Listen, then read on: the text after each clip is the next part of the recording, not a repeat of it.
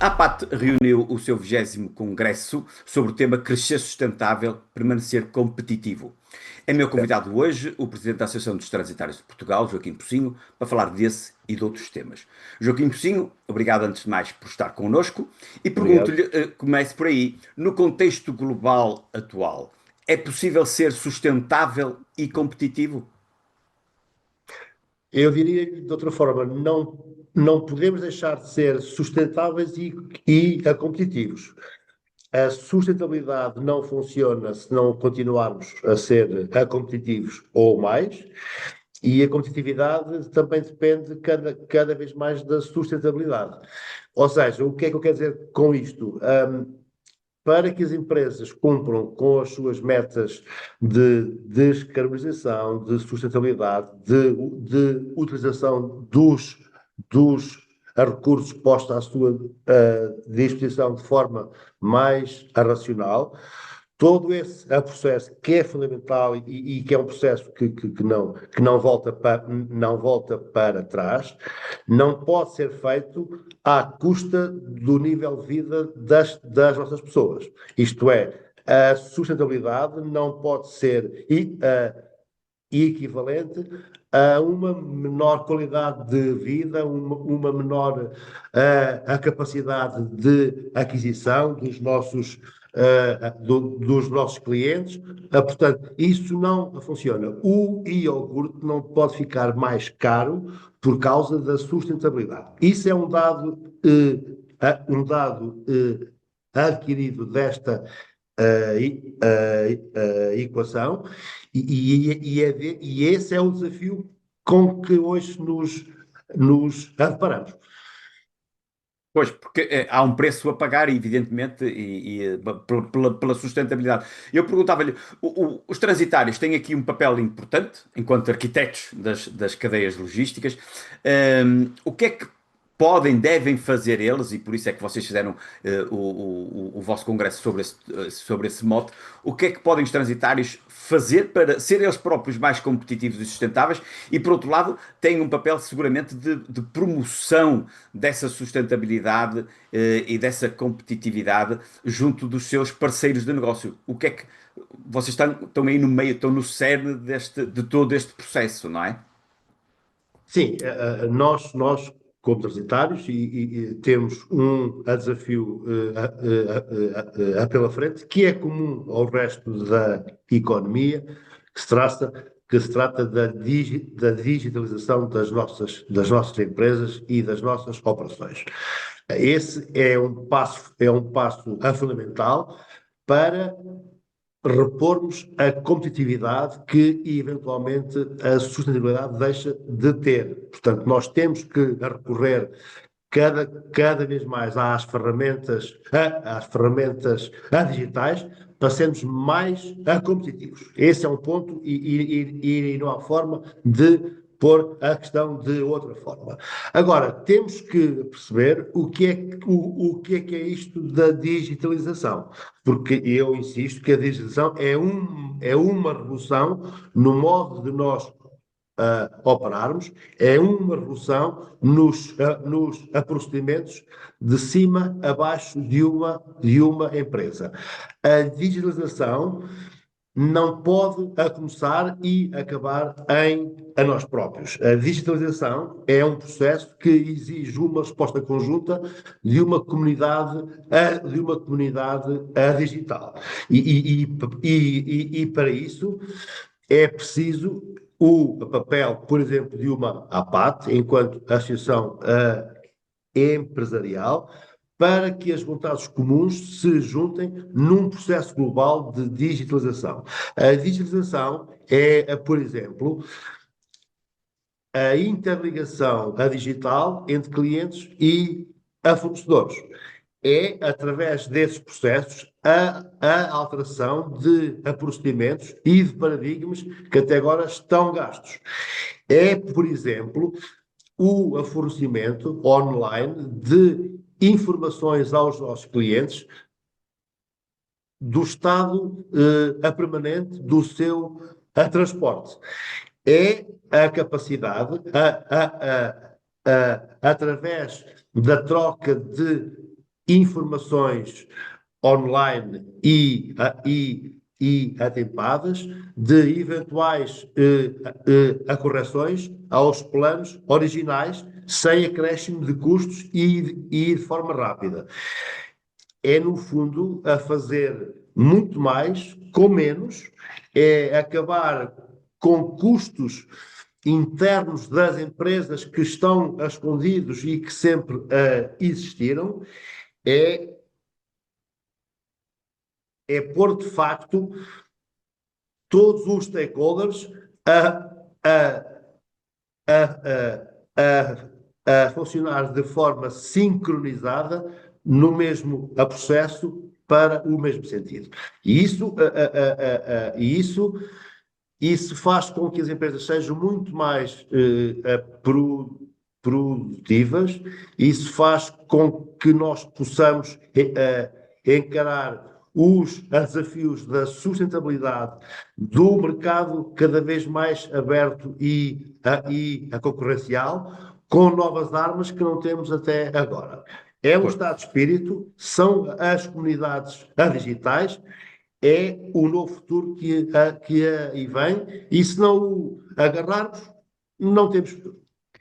De facto, no vosso congresso falou-se muito de digitalização, de inteligência artificial, de novas ferramentas, de facto também da mudança das mentalidades. E eu perguntava-lhe, pelo que disse já, não estamos a falar aqui apenas de transferir os procedimentos do mundo físico para o mundo digital. Estamos a falar de uma nova estratégia, de uma nova abordagem ao negócio. Não estamos a falar apenas não estaremos a falar apenas de comprar mais um computador ou mais uma impressora ou mais um software, é preciso uma estratégia. E eu pergunto-lhe: os transitários portugueses são, de modo geral, de resto, como tecido económico nacional, são micro, pequenas, algumas médias empresas, com as limitações que isso acarreta. E eles estão despertos, os vossos associados estão despertos para esta nova realidade? E o que é que a APAT pode fazer para dentro, e depois já vamos falar para fora enfim, do setor, o que é que a APAT pode e está a fazer para ajudar os associados a prepararem-se para este novo mundo? Os transitários estão cada vez mais cientes desta grande necessidade de apostar numa revolução digital das suas empresas. Nos Estados Unidos, no Extremo Oriente, isto já está a meio caminho e, portanto, nós temos que nos apressar, porque senão nós perdemos, de facto, o comboio da competitividade. Os nossos empresários já estão cientes de que isso é preciso ser feito. Isso eu senti neste congresso. Nós, há uns anos atrás, ainda ouvíamos vozes de que não entendiam o porquê de ter que se apostar nestas novas ferramentas de inteligência artificial, de intercomunicabilidade, de integração dos nossos sistemas com os clientes e com os fornecedores, com tudo isso. Havia gente que não percebia essa necessidade há uns anos. Eu hoje sinto que isso é uma guerra ganha e todos os nossos empresários entendem e percebem que esse é o único caminho que neste momento têm para dar futuro às suas empresas. O que eu sinto ainda é que as pessoas já entenderam o que é preciso fazer, algumas não sabem muito bem o que é preciso fazer. Ou seja, temos que, de facto, e isso, a APAT pode ter um papel, e vai ter um papel fundamental nesse processo de concretização desta estratégia de digitalização.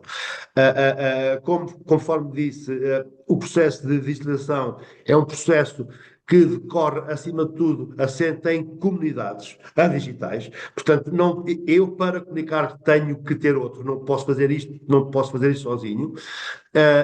E a parte, enquanto a associação empresarial, vai ter esse papel no sentido de criar programas comuns para pequenas e médias empresas que possam, de facto, avançar para comunidades digitais. É nossa intenção no próximo ano a fazermos algo de uma cimeira tecnológica com os nossos transitários. Estamos numa fase embrionária deste projeto, por forma a que se passe de facto à ação.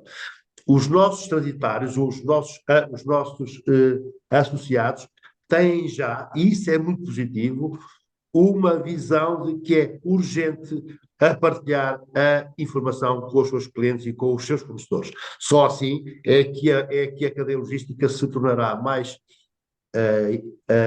eficiente, sem os atritos que hoje existem e que podem a deixar de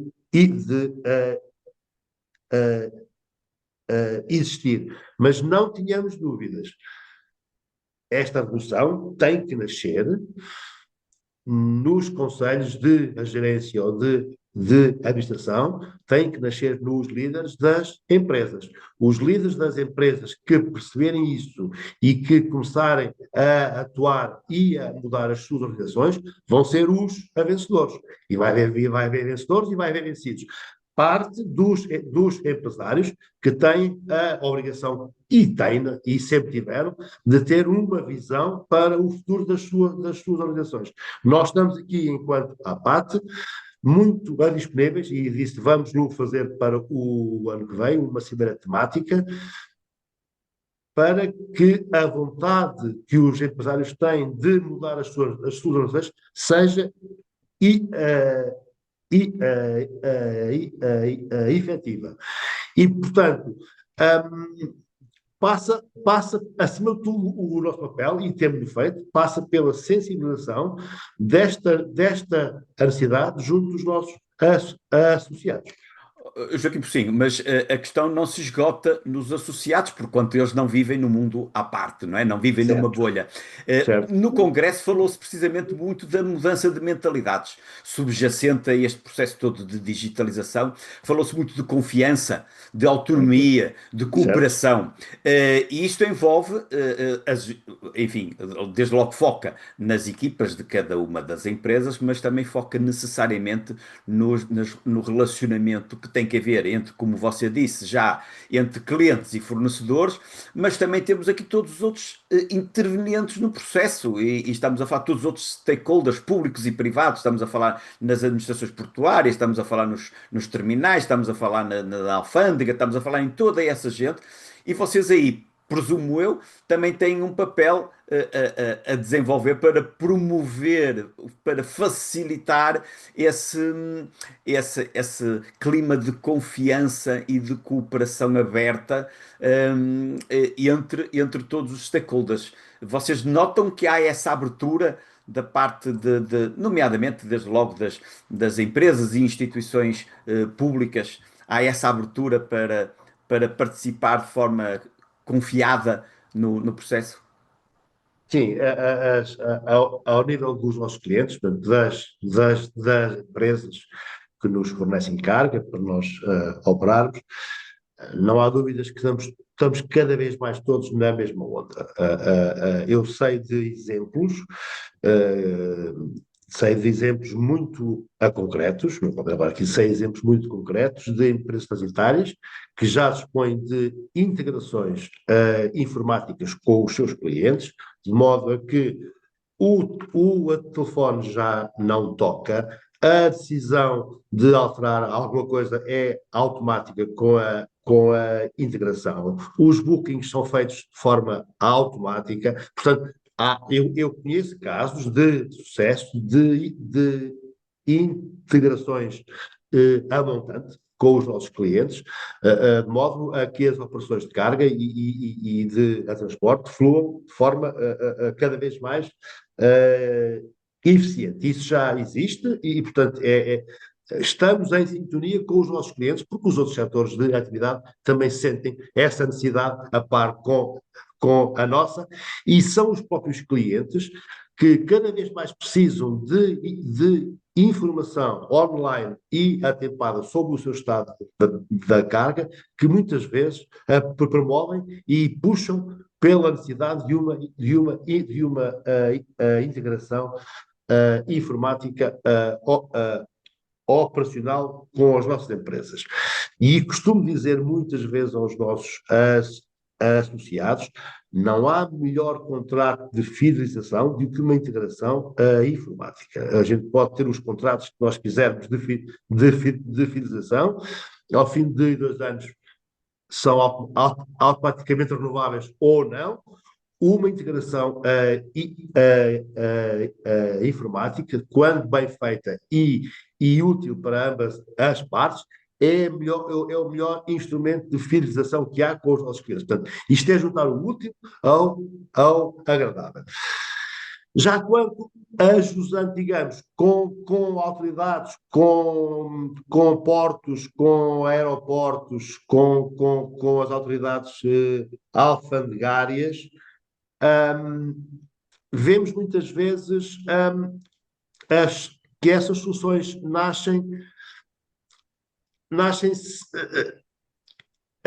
impondo as suas vontades ao resto. Portanto, e às vezes essas soluções, e podemos falar de uma Ju, que foi anunciada há uns anos atrás e continua com os problemas que nós sabemos, e que nunca chegou à universalidade que ela deveria ter para ser útil. Às vezes as soluções que nos impõem são às vezes as soluções que não estão adequadas à realidade das operações do outro lado, porque isto há sempre dois lados numa comunicação. E, portanto, o que eu sinto, nomeadamente das alfândegas e a dos portos, é o seu espírito pouco colaborativo numa cadeia de abastecimentos, em que temos que perceber muito bem quais são as necessidades de todos os atores que a compõem. E depois até, inclusive, chegamos ao ponto de nós vermos que, mesmo dentro das várias instituições públicas que compõem este ecossistema, mesmo há várias entidades públicas que não se entendem entre elas. Portanto, e começamos por aí. Portanto, eu acho que a revolução de mentalidades está mais à frente no setor privado. Nós temos uma percepção mais aguda, porque sentimos no bolso todos os dias, temos uma percepção mais aguda desta necessidade urgente de alterar estes desígnios e estes procedimentos que temos, e continuo a achar que uma administração pública moderna, leve e eficiente e virada para a resolução dos problemas dos clientes deles, que somos nós, é um processo que tem que ser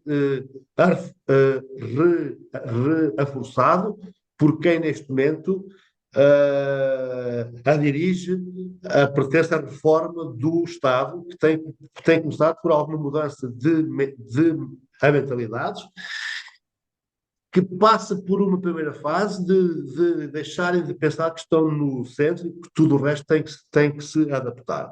Nós somos uma cadeia de abastecimentos de porta a porta, os transitários gerem-nas há muitos anos, e nós sentimos isso. Na parte final, temos que nos adaptar, quando muitas vezes essa adaptação vai ser contrária aos nossos instintos e vai ser contrária às necessidades dos próprios tempos. E não posso deixar de lhe dizer também que esta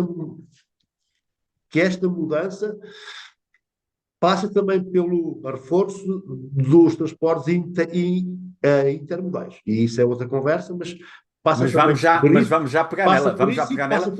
Isso passa também muito pelo Estado, que terá que promover as várias variáveis que ainda atrofiam o desenvolvimento do verdadeiro transporte intermodal. Exatamente, aproveito a deixa e precisamente ia falar disso. A competitividade e a sustentabilidade serão duas faces da mesma moeda, poderemos dizê-lo. Sim, Neste caso, os privados, os operadores, os vossos clientes estão cada vez mais, enfim, sensíveis à questão, até porque têm um peso económico que não é despiciando. Estamos a falar desde logo das taxas que impendem sobre as emissões poluentes. Cada vez mais vocês vão ser obrigados, os fornecedores de serviços de transporte vão ser obrigados a comunicar aos seus clientes as emissões das operações de transportes por causa do seu reporte. Portanto, estamos a falar aqui de uma aposta grande na sustentabilidade. Falou agora mesmo na questão da intermodalidade, que ajudará, evidentemente, a reduzir a pegada carbónica dos transportes. Eu pergunto-lhe, disse aí, há um papel do Estado a ser desempenhado, há um papel dos transitários a ser desempenhado também. sim, nós somos os atores por excelência do transporte intermodal. Não se falava em transporte intermodal ainda e nós já o praticávamos há muitos anos. É muito fácil, qualquer pessoa percebe que o transporte intermodal é o uso do meio de transporte mais adequado a cada momento. E, portanto, ao fazermos o uso do transporte mais adequado a cada momento, fazemos com que a cadeia de abastecimento se torne mais versátil, mais, mais produtiva, mais barata e mais sustentável. Portanto, só há vantagens no uso do transporte intermodal. Agora, para que o transporte intermodal funcione, há que haver incentivos públicos ao seu desenvolvimento e há que haver investimentos públicos necessários ao seu desenvolvimento. São duas coisas distintas e que são Uhum. importantes. O transporte ferroviário de mercadorias é fundamental para conseguirmos chegar aos desígnios da descarbonização e é um transporte fundamental para que o intermodalismo funcione. Nós temos por problemas de sobrecarga das redes rodoviárias com o caminhão.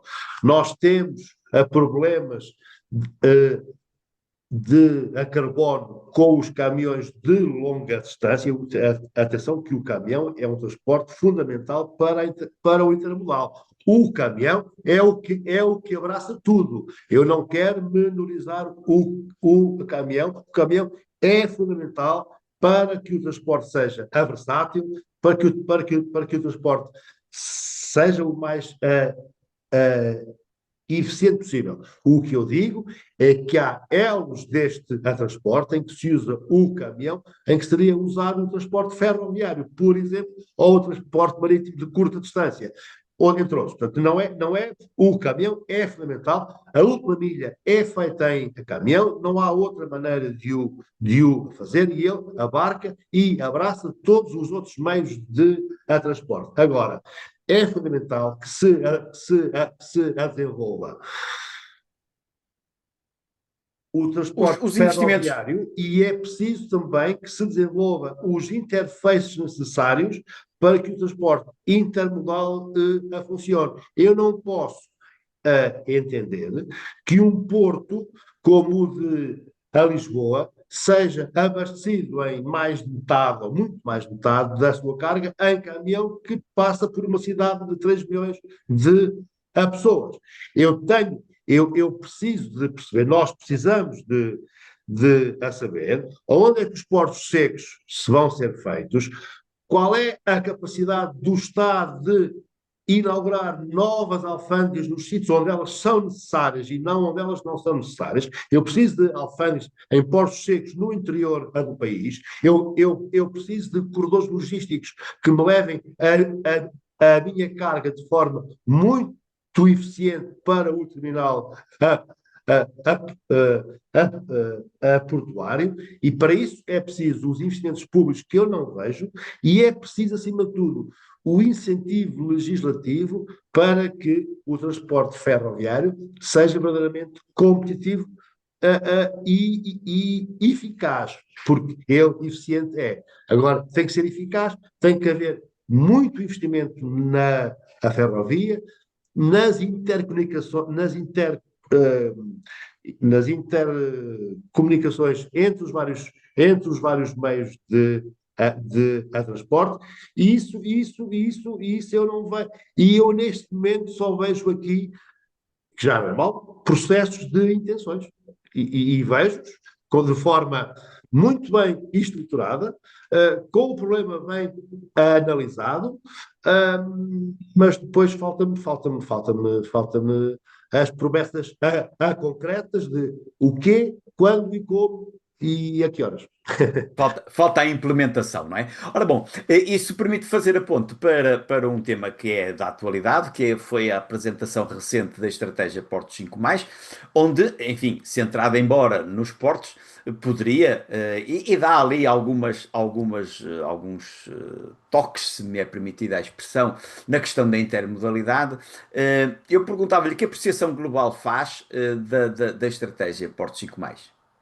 É um bocado isso. Eu acho que a estratégia. Vamos começar pelo princípio. Para já temos uma estratégia. Pronto, já demos um passo. Os portos, nos últimos 20 anos, foram o parente menor de toda a atividade económica. Falou-se de aeroportos, falou-se de ferrovia, falou-se de estradas, falou-se de autoestradas. Os portos, não se falou muito dos portos, e os portos estão parados há 20 anos. Com as consequentes problemas operacionais, de diminuição de cargas, por exemplo, o Porto de Lisboa, etc. Para já este governo percebeu que tem um problema em mãos, que é a competitividade dos portos portugueses, que podem ser uma grande mais-valia para a economia portuguesa, dada a situação ímpar em termos geográficos, basta olhar para o mapa e a perceber que temos ali uma capacidade única de podermos ser aqui, de facto, um ator muito importante na atividade portuária e do comércio internacional. Portanto, temos uma estratégia. É bom. Segundo, eu acho que a estratégia está bem pensada. Quem a fez sabe os problemas que os portos têm e sabe o que é preciso fazer. Portanto, a estratégia está bem montada, é a consequente e desde o aumento das concessões para 75 anos, que vai potenciar um maior e seguro investimento privado, porque o 5 mais trata de investimento público e de investimento privado. Há muito investimento privado que tem que ser feito e que decorre da reorganização das concessões e do aumento do tempo das suas concessões para que os privados possam fazer os avultadíssimos investimentos que é necessário fazer nos portos com alguma segurança e alguma racionalidade. Por outro lado, a percepção de que a aposta na intermodalidade para fazer crescer o Interland e o aumento da capacidade de operação dos portos é uma aposta que nós aplaudimos e que vai ao encontro do que nós temos vindo a defender ao longo das últimas décadas. Eu espero é que isto não passe de um processo de intenções. É só a minha única crítica, e não é uma crítica, é mais uma pressão para que as coisas se façam. Eu preciso de a saber, nós precisamos de a saber, onde é que vão ser feitos os portos secos para podermos aumentar os nossos interlands de carga. Onde e quando vamos ter os corredores logísticos ferroviários com alguma prioridade para que a carga flua sem muitos constrangimentos. Nós precisamos de saber quais são as conexões intermodais e onde é que vão ser feitas, qual o montante a investir, quais os projetos e para quando. Nós temos 10 anos, que este projeto é para 10 anos. Portanto, eu espero que neste ano, no próximo ano, saiam os projetos concretos de investimento público dos 4 mil milhões, onde é que vai ser gasto, como é que vai ser gasto, qual vai ser a capacidade do Estado, por exemplo, de abrir novas alfândegas em sítios que são precisos ser, que são necessários para que eu consiga ter um cais verdadeiramente eficiente, em que trata de tirar a carga de bordo, passá-la para um meio de transporte e tirá-la dali para ela ser trabalhada no outro lado, para que possa aumentar de facto a eficiência portuária. Portanto, falta concretizar um plano do lado do público. Basicamente é isso. Joaquim Porcinho, mas sendo que o investimento calculado para esta estratégia é de 4 mil milhões de euros, e Uhum. desses 4 mil milhões, 3 mil milhões estarão a cargo dos privados, eh, é caso para dizer que, forçando a nota, que o sucesso do Porto 5 Mais dependerá sobretudo dos privados. Oh, Logo, qual é o papel do Estado para facilitar esse investimento de 3 mil milhões? Ou qual deverá ser o papel do Estado? o que eu digo é que os 3 mil milhões a ser investidos pelo setor a privado não farão sentido se os 1.000 milhões que o Estado tem que investir não o faça. E para já temos que decidir se os 1.000 milhões chegam, porque nós ainda não percebemos o que é que o Estado pensa sobre as infraestruturas que faltam a fazer. Há algumas que estão a ser feitas, como o cabo de eletricidade para fazer a alimentação do Porto a Lisboa. Como é que se vai eletrificar os outros portos? Como é que vamos fazer chegar o comboio de forma eficiente ao cais, a- a- alimentando as operações de carga e descarga, que aí sim resulta do investimento privado dos concessionários? Falta a casar e a coordenar os dois investimentos. E eu ainda não percebi o que é que vai ser feito. Esse é o meu ponto, ok? É, certo. Falou aí na posição, ainda sobre os portos 5 mais. Também passou assim, tem sido pouco referida, mas também há a pretensão assumida, a intenção assumida do governo de rever todo o enquadramento legal, se posso usar essa expressão, da administração portuária, da gestão dos portos. Isso é um tema que vos agrada, que Sim, acham que deva ser mexido e em que sentido, sim, se é possível adiantá-lo? sim. Acima de tudo, o Plano 5 Mais é um projeto global para o desenvolvimento dos portos portugueses. Ah, e nós entendemos, eu não vejo nenhuma desvantagem em os portos serem todos governados vamos falar o nome às coisas, por uma holding de gestão dos portos. Não vejo nenhuma contrariedade nisso. Nós somos um país pequeno, os portos distam entre si de 100 quilómetros, máximo, entre eles. Uh, Temos recursos no Estado que são limitados e temos a obrigação de os gerir bem. Portanto, uma holding de gestão dos portos na nossa opinião, iria permitir uma visão global e um desenvolvimento harmonioso dos portos como um todo para o país, obviamente sem a descurar a especificidade de cada porto, que uma gestão global tem a obrigação de entender. O que eu não posso entender é que uma estratégia a global 5 mais seja desenvolvida por 7 ou 8 administrações portuárias, cada uma com a sua visão específica e cada uma avisando unicamente os interesses do seu próprio Porto, que às vezes colide com o interesse de outro Porto, que são homens públicos e que em conjunto não defendem o interesse global do país. Portanto, sim, em termos de racionalidade de custos do próprio Estado e de eficiência da aplicação de uma estratégia global, deve haver uma holding do Estado para a gestão global dos portos, em que depois haverá, obviamente, uma administração específica em cada porto que reporta a uma estratégia global de portos. Fazendo um paralelismo, os aeroportos funcionam assim. Portanto, não percebo porque é que os portos não poderão a funcionar. É a nossa visão muito clara desse ponto. A estratégia Portos 5 Pais fala precisamente em potenciar, aproveitar e potenciar a localização estratégica do país no cruzamento das principais rotas oceânicas.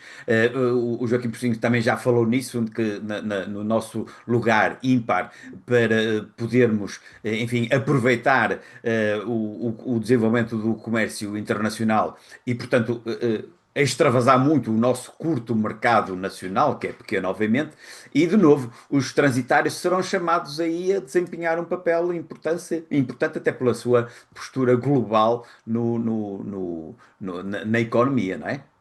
E não só, além disso, além do mais, os transitários conhecem a economia, conhecem as empresas, são provavelmente os transitários, são a embreagem, é a palavra que me vem, entre a economia dos bens transacionáveis e todo o suporte logístico necessário para as suas transações. Portanto, nós é que conhecemos os clientes, nós é que conhecemos os mercados, nós é que conhecemos as necessidades reais da economia.